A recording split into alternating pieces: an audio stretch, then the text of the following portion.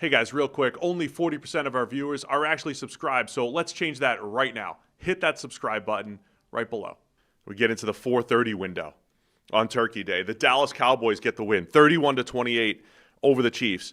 Cowboys now 6-5-1. Chiefs fall to 6-6. As I said on the preview show, just a battle of two number 10 seeds in their respective conference. Chiefs are still at number 10 after Sunday, but the Cowboys creeping up into the playoff picture. They got up 10 in the fourth quarter. Their offense, man, more Dak and George Pickens. It looked bleak early because right off the bat, Dak Prescott throws an interception. The Chiefs score on their second play, 25-yard bubble screen to Rashee Rice. Chiefs were up 7-0 almost immediately, and it was like, all right, Dallas's defense, how are you going to stop the Chiefs? Definitely can't turn the ball over.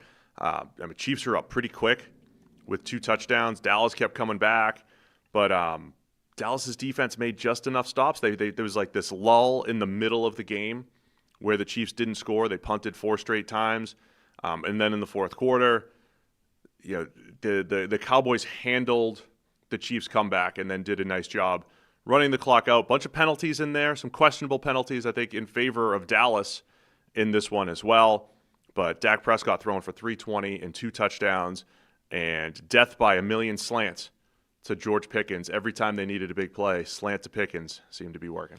Yeah, it did seem like the game was going to go in a completely different direction based off how it started. I mean, it was a classic, like, Spags zone blitz. They had a rotation off the back of it. Dak just a bad interception under pressure. And then the Chiefs scored that touchdown a couple of plays later with the quick screen to Rashee Rice, who's so good at that stuff.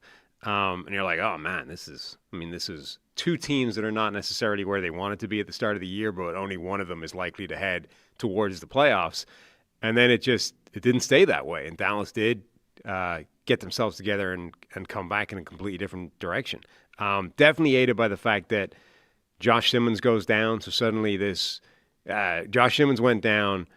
Juwan Taylor left the game as well. And Trey Smith was already out. So suddenly 3/5 of your offensive line is now missing in action for the Chiefs. That absolutely was a factor in the game.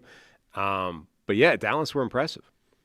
The offensive line for Kansas City, I think we'll talk more about it on Thursday when we preview next weekend. They're playing the Texans on Sunday Night Football.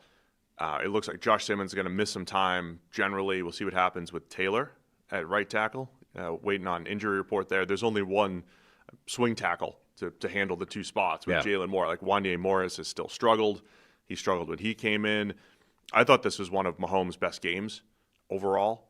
I thought there were other games earlier this year where, I thought he was part of the loss, right? He was, had these comeback attempts against Buffalo and against Denver, and the offense sputtered, but the Chiefs made the fourth quarter comebacks. They were on their way to making these comebacks, but it was the Chiefs defense, I thought, that let them down from their perspective, but it was the Cowboys offense from their perspective that went and won the game, right? Like, when you're going to compete with the Chiefs, and I think they were talking about this on the broadcast a ton, where they were talking about Brian Schottenheimer being like, telling his coaches, don't let me get conservative, make sure I stay aggressive, and they're staying aggressive, and they're throwing to win in crunch time, and that's what they needed to do. They needed to make a couple plays. It was funny because they almost blew it. I mean, they were up 7 in field goal range, and they had back-to-back plays. Ball was tipped up, almost intercepted, and there was a fumble. It was a Pickens, a fumble that bounced around a little bit, right? And that would have been disastrous for Dallas, right? They're up 7.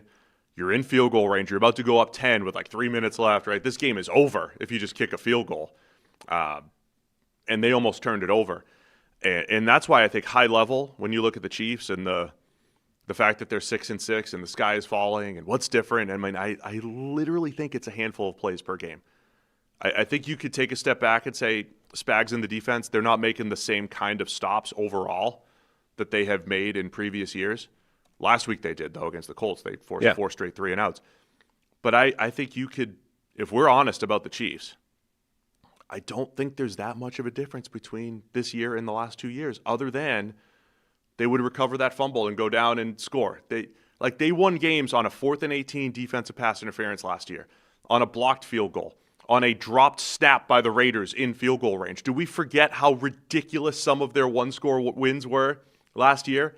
And now those just individual plays aren't going this way. They had a no-call pass interference in the end zone against the Falcons in Week 3. I mean, we're talking 4 games right there off the top of my head. And now this year, it's like, well, they didn't get the fumble here, and they didn't get a play there, and they went 3 and out here. And I mean, it's just a couple plays here and there for the Chiefs, and they're 6-6.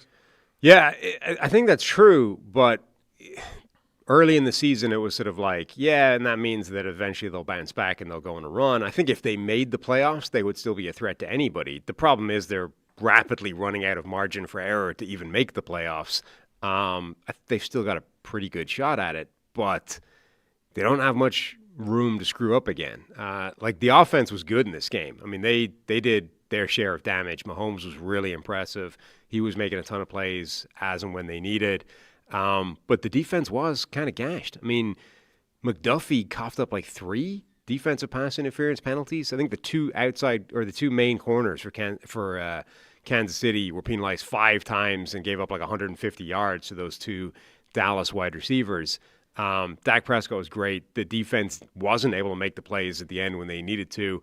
Dallas, got the ball back and then just never gave Kansas City a chance. They just ran the clock out. I know Dak had the early interception, at least 1 or 2 other passes into coverage. But, man, I mean, the same thing I said about Jordan Love, except, Dak, you take away a couple of Dak's bad ones in there. He just continued to make huge throws when they needed to. And again, when you're facing Kansas City indoors, that offense, Mahomes at home, trying to make a statement, playing back in Texas, you can't sit there and just run the ball out. You just can't just run the ball and say, okay, we'll trust our defense. Dallas's defense has improved, but not enough that you're trusting them against the Chiefs' offense. And so Dak, while they're holding a lead, and this is where against good teams fail against good teams a lot, is when they get conservative. And Dallas didn't, man. They made plays down the field. They had a huge play to flip the field when they were backed up. And when I said earlier in the year Dak should have been in the MVP conversation, which we don't talk about a ton here, MVP. But if you're an honest MVP voter early in the year, you should have said, I don't care about Dallas's record. Their record's only bad because of this defense. Almost historically bad defense in Dallas. And Dak is doing everything he can to keep them in it. And doing it under pressure and doing it with a makeshift offensive line and doing it every single week against Green Bay's defense back in Week 4 when they dropped 40 when Green Bay's defense looked unbelievable. I mean, and Dak, look, he's had a couple bad games in there, but man, throw after throw in this game. And against Kansas City, it is difficult. Like we talked about before the game, right? Like Buffalo might be better set up to beat Kansas City because they've got the yak players, they got their tight end mismatches, because it's hard to win with your 2 outside receivers against Kansas City historically. But they did. Like Pickens against Watson was a mismatch most of the time. He's getting a little physical, getting a little handsy on those slants. But CeeDee Lamb and George Pickens combining 13 catches, over 200 yards, or exactly 200 yards between the 2 of those guys. Those guys won the game for Dallas. Dak to Pickens and Lamb, which is tough to do against the Spags defense. It was Kevontae Turpin, by the way, who saved that fumble where George Pickens puts it on the ground. Turpin dives on it, saves the possession. That's a 3-point play. Like they scored a field goal, I think. This is in a 7-point game, right, where Dallas just needs a field goal to go up 10. So it's a 3-point play and a 2-possession play with 5 minutes left in the game, right? So you're saying if you gave the ball back to Kansas City down 7, right, in a gotta-have-it drive, against Mahomes and the Chiefs, which, by the way, they did drive down and scored a touchdown with about 3 minutes left. Right. I mean, and he then was never running, saw the ball. Yeah, that's the thing. He was running through the play, dives on it, saves the possession. That play by him individually is the difference between this. It's the difference of 3 points, and it's the difference between it being a 1 or a 2 possession game with Mahomes about to get the ball. Huge. And that's why I'm saying, like, if you're a Chiefs fan and you're trying to figure out what's going wrong, the same number of individual plays that I just rattled off that led to wins last year for the Chiefs, I feel like you could do that this year. Yeah, but that's the thing. It's like you shouldn't be in panic mode in terms of if you make the playoffs, you can still beat anybody. You're kind of in panic mode, though, in terms of are we even making the playoffs? Are they going to get there, right? Like, but all I know is around the rest of the league, right? All I see is the analysis around the rest of the league. There's no good teams, and the Broncos are flawed, and this team's never going to win. Like, somebody has to win in the playoffs. Every team's flawed. Buffalo, they're flawed, but yeah, it's true. They're all flawed. But Kansas City's still sitting there at 6-6, and Buffalo's flawed, and the Colts are falling off, and the Ravens are flawed, and the Jags are a fraud, and the Broncos' offense sucks, and the Patriots haven't played everybody. Like, everybody's got these questions. I'm just, repeating the analysis.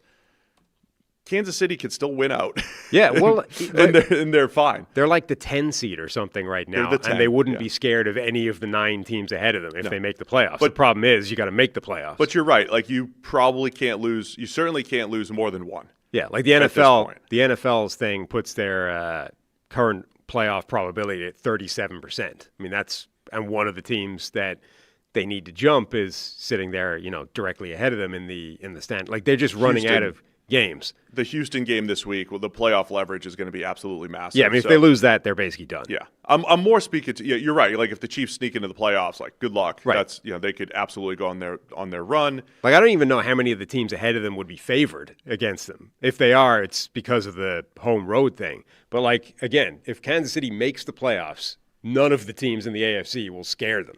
So they're absolutely running out of time, but I don't think it's like a sky is falling type of deal for Kansas City. Right.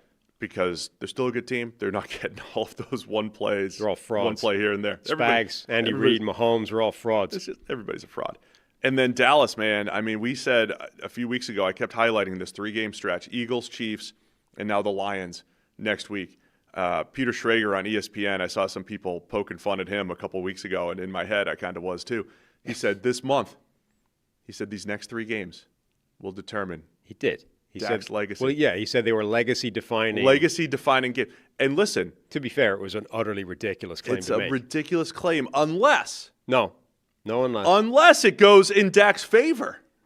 Huge plays against the Eagles. No. Huge plays against the Chiefs. If he has a big fourth-quarter comeback win against Detroit next week, and it gets Dallas into the playoffs. Name for me a single NFL great player whose legacy, the first thing you talk about is a 3-week stretch between weeks 12 and 14, 10 years into his career. Early Toyota-thon. Not one player in history that you can claim that about. None. The only person who could have their legacy even discussed during Toyota-thon is Dak Prescott. Right. Because, if they get... Even if they make it to the playoffs and they have a lay an egg in round one. Like, that's a classic example of, like, the Stephen A. Smithification of the world. Like, the claim is this is an important few weeks for Dak Prescott and the Cowboys, and the way we jazz that up to Stephen A. Smith TV is this is a legacy-defining 3-week stretch for Dak Prescott. All we said was that's a huge ridiculous 3-week claim. stretch, determine the Cowboy season. Right. And then really quick, quick shout out to Brian Schottenheimer in Dallas. I think think about him from a coaching perspective. Right before the season, they traded Micah Parsons. We have the Marshawn Kneeland tragedy just a few weeks ago. You have Schotty as a first-year head coach who was not interviewed by any other team, I don't want to say the hand-picked Cowboys, but I mean, he was the guy that they targeted after Mike McCarthy. And you have them starting slow. The offense never slowed down. By the way, you have George Pickens coming in, who got essentially pushed out of Pittsburgh because you're trying to keep his head on straight. Is he focused? You can't rely on him week to week. And he's getting first-team All-Pro play out of George Pickens.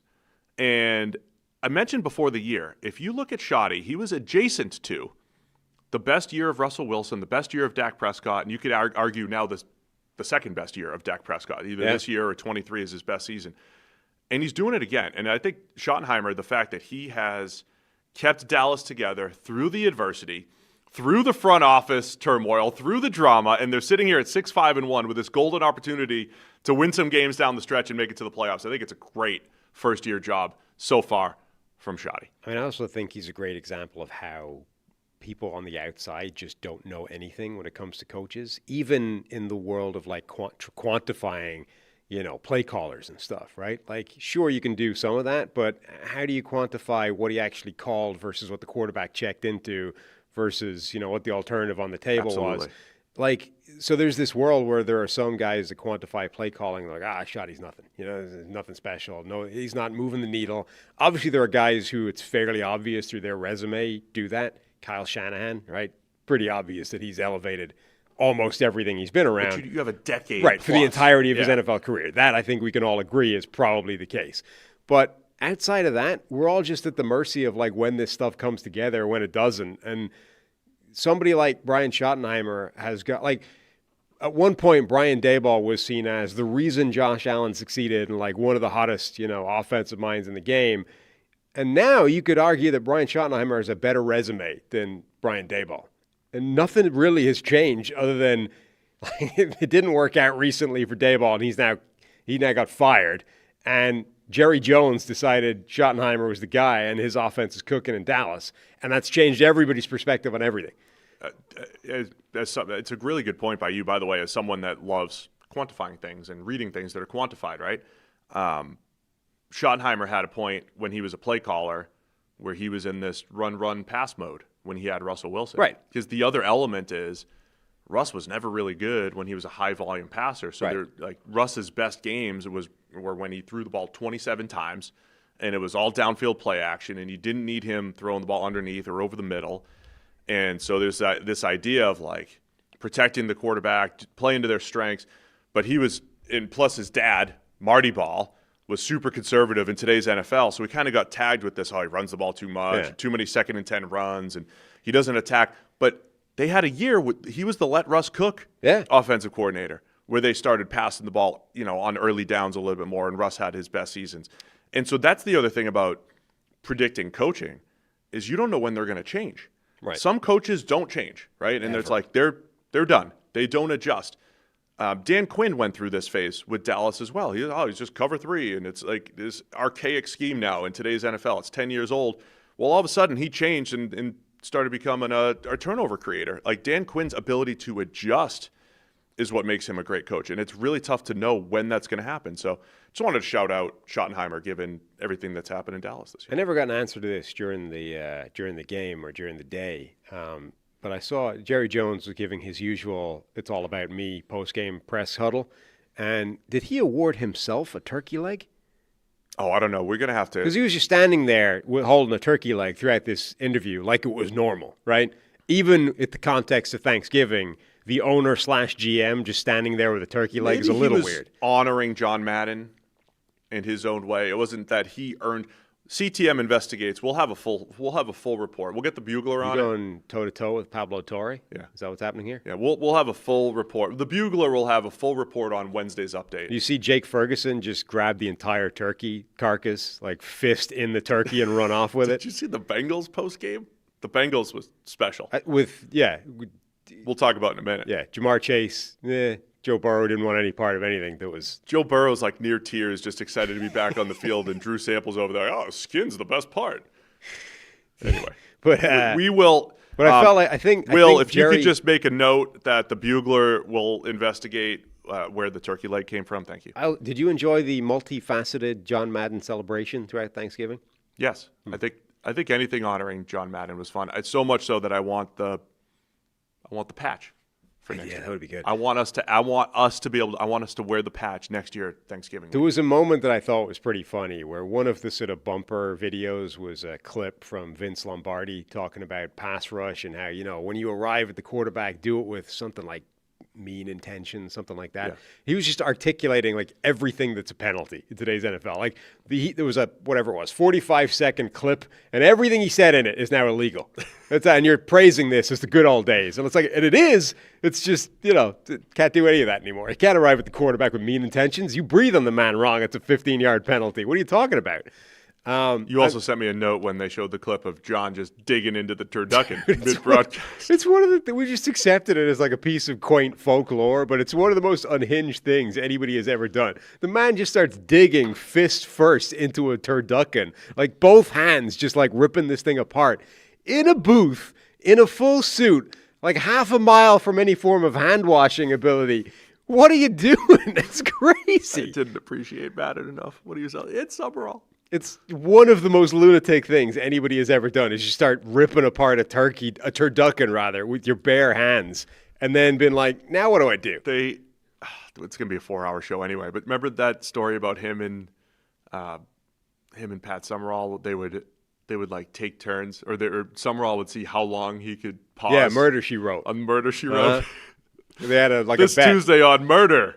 Right. She wrote. They had a bet to see basically how long they could put a pause in there before somebody actually pulled them up on it. It was such a great duo because Madden's over there, boom, and watch this. And Summerall's like 97-yard touchdown. There's a flag on the field. I do think, though, the one area where I think they've goofed with the Thanksgiving celebrations is creating like an actual fancy trophy to hand people. I can't think of anything less John Madden than like, here's a polished, professional-looking trophy for this Thanksgiving John Madden would get a turkey leg and just spray paint it bronze and hand it to somebody. Like, that's what it should be.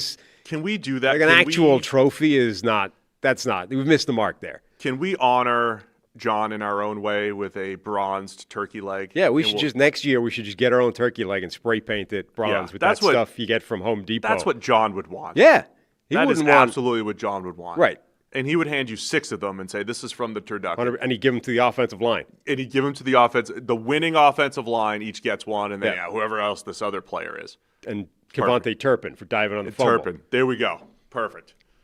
There's your 6 legs from the turducken, all spray painted bronze. Good discussion on this game. Anything else on No. Chiefs Cowboys? A lot to break down this week. Playoffs on the line for both teams going forward here. Thanks for watching all the way to the end of the video.